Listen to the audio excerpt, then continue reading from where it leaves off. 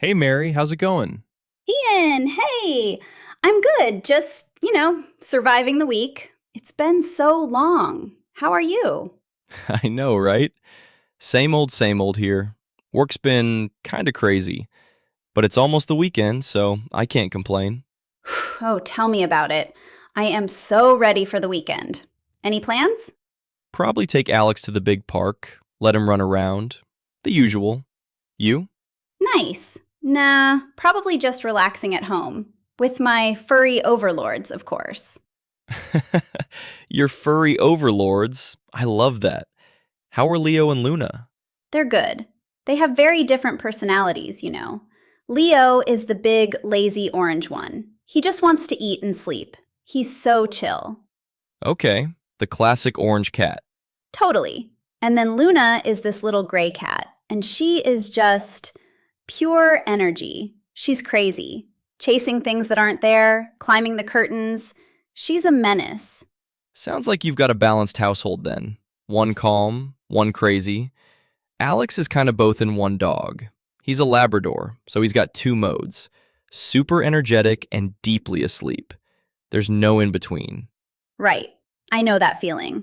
One minute, my two are chasing each other around the apartment like they're in a cartoon. The next minute, they're just gone, curled up in a sunbeam somewhere. Mm hmm. A sunbeam is like a magnet for cats. So, what's your morning like? With two of them, is it chaotic? Oh, chaotic is a good word. My alarm is Leo. He starts meowing for food at about 5:30 a.m.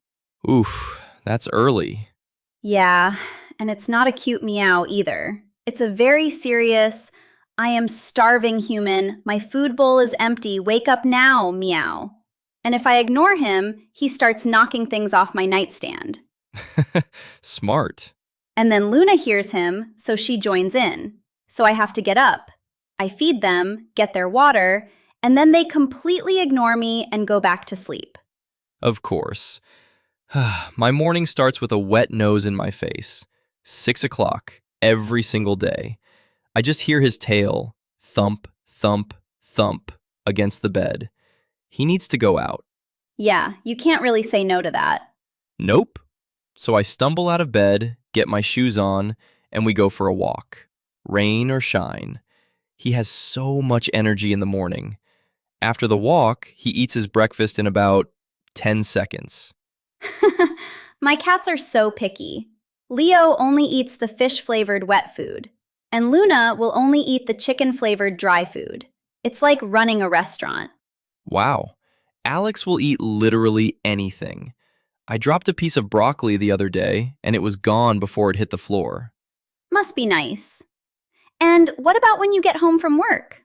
Oh, it's the best part of my day. I open the door and he's right there, tail going crazy, a toy in his mouth. He's so excited. It's a whole celebration. Aw, my cats. They usually just look up from their nap like, oh, you're back. Then, 5 minutes later, they'll come over and start rubbing on my legs, wanting attention. They make you wait for it. Exactly. Everything is on their terms, even bedtime. Do they sleep with you? You mean, do I sleep with them? Yeah. Leo sleeps by my feet. He's like a heavy, warm lump. And Luna sleeps right on my pillow next to my head. Sometimes I wake up with her tail in my face. Alex has his own bed, but he always tries to sneak onto my bed in the middle of the night. He's not very quiet about it. He's like 100 pounds of dog trying to be sneaky. That's so funny. Speaking of funny, you won't believe what happened to me last week. I was on this super important Zoom call with my boss. Oh, yeah? Yeah, and Luna, the crazy one, decides it's the perfect time to climb the bookshelf behind me. I see my boss's eyes get really wide, and I'm trying to stay professional. Oh, no. And then she knocks a book off the top shelf. It lands with this huge thud. I just had to stop and say, sorry, that's just my assistant. Your assistant. That's a good one. I can relate. I was on a call, a really serious one, and Alex finds the squeakiest toy he owns. He comes right up behind my chair and just squeak, squeak, squeak. No. Yeah, everyone on the call just stopped talking. My boss was like, Ian, do you have a duck in your office? I wanted to disappear. I was so embarrassed. Oh, that's hilarious. But the worst is when they mess with your actual work. I was writing an important email to a client, and I got up for just 1 second to get some water. I come back, and Leo is sitting on my keyboard. And he's sent the email. No way. What did it say? It was half of my sentence, and then just a long line of jick. I had to send another email so fast, saying, "Please ignore the last message, my cat sent it." The client actually thought it was funny, thankfully. That's amazing. I think the cat email is better than the squeaky toy. My biggest problem isn't noise, it's mud. Last weekend, after the rain, I took Alex for a walk. He found the biggest puddle of mud you've ever seen. That's hilarious. At least it was just gibberish. I have a new one for you. My parents came over for dinner a few weeks ago, and I made a whole roast chicken. I left it on the kitchen counter to cool for a minute. Just a minute. Okay, you win. The cat email is definitely worse. Or better, depending on how you look at it. I have one more, but it's less funny ha-ha and more, I wanted the ground to swallow me whole. Exactly. He drops it by my foot and then just stares at me like he's presenting a gift. And if I don't acknowledge it, he'll nudge it with his nose. It's his weird little ritual. Oh, I know where this is going. He didn't just walk through it, he rolled in it. He was so happy and so brown. Getting him home and into the bathtub was a nightmare. My apartment looked like a swamp. See, that's one problem I don't have. But you know what problem we both have? The hair. The pet hair. It's everywhere. Oh, don't even start. I could make another dog from the amount of hair Alex sheds. My black clothes are basically gray now. I find it in my food sometimes. Right? It's a never-ending battle. I have to use one of those sticky rollers on my clothes every single day before I leave the house. And the vacuuming? I feel like I vacuum every other day, and it's still not enough. Me too. It's just part of life now. And what about destruction? Alex chewed 2 pairs of my shoes when he was a puppy. Oh yeah, my sofa. The corners are completely destroyed from them scratching it. I bought them 3 different scratching posts, but apparently the sofa is still better. It's always the expensive thing they want to destroy. And vet visits. Ugh. Don't get me started. Getting 2 cats into their carriers is like a wrestling match. They suddenly have 10 legs and they are super strong. They know what's happening. Alex loves the car, but he hates the vet's office. The second he smells it, he tries to run away. He gets all shaky and sad. It breaks my heart. And it's so expensive. Tell me about it, but it's worth it, right? All the trouble and the hair and the cost. Oh, 100%. Without a doubt. After a stressful day at work, coming home to him, it's the best feeling in the world. Yeah. He doesn't care if I had a bad day or if I'm worried about something. He's just like, "You're home. Let's play." It really helps you forget about your problems for a while. I totally get that. When I'm feeling sad or stressed out, one of my cats will just come and sit on my lap and start purring. It's like they know I need it. They can sense it. It's so calming. That little rumbling sound is like therapy. I remember after I had a really tough breakup a few years ago, Leo just stayed with me. He didn't leave my side for days. Aw, that's sweet. They give you that unconditional love, you know? It's simple. They just love you. I can't imagine my life without Alex now. The house would feel so empty and quiet. Yeah, me neither. So, you're obviously a dog person, through and through. Yeah, I guess so. I love their energy and their loyalty. What about you? Always been a cat person?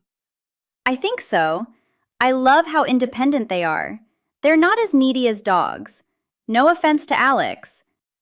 None taken. He is very needy. But that's kind of what I like. I like that he needs me to take him for walks and play with him. It gets me out of the house. See, I like that my cats can entertain themselves. They have each other. I can go to work and I don't feel guilty because I know they're just sleeping all day anyway. That makes sense. I do have to worry about Alex being bored. I get him all these puzzle toys to keep him busy when I'm out. Yeah, see? Cats are lower maintenance, I think. We win. Maybe, but can your cats play fetch at the park? Or go hiking with you? No, definitely not. Leo would just look at me like I'm crazy. Luna would probably climb a tree and never come down. So, it's a tie then. But hey, what advice would you give to someone who's thinking about getting a pet for the first time? That's a good question. I'd say, first, really think about the time commitment. Yeah, for sure. I'd say the same for a dog, especially a big dog like Alex. The food bill alone is pretty high, and you have to have energy. Oh, definitely. If you're someone who just wants to relax on the couch all weekend, a Labrador is probably not for you. You have to be ready for long walks every single day. And do your research. Different breeds have different needs and personalities. Totally. And maybe think about adoption. There are so many great animals in shelters just waiting for a home. Yes, both of mine are from a shelter. Best decision ever. Cool. Well, it was really good talking to you, Mary. I should probably go. Alex is starting to stare at me. You know, the look. I think it's walk time again. You know, speaking of their personalities, Alex has the weirdest habit.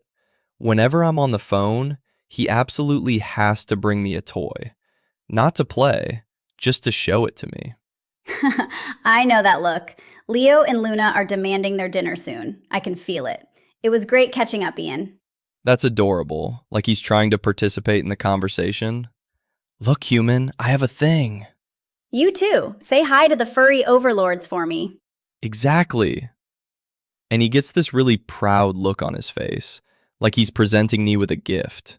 It's hilarious. But one time, I had my boss on speakerphone, and Alex brought me his squeaky pig. He just stood there, squeaking it right into the phone. Oh no! I can only imagine your boss's reaction. Did they think it was you making that noise? Thankfully, she has a golden retriever, so she knew exactly what was happening. She just started laughing and asked if the consultant had any more input. It's funny how they always know the worst possible time to be helpful. They really do. It's their world. We're just living in it and paying the grocery bills.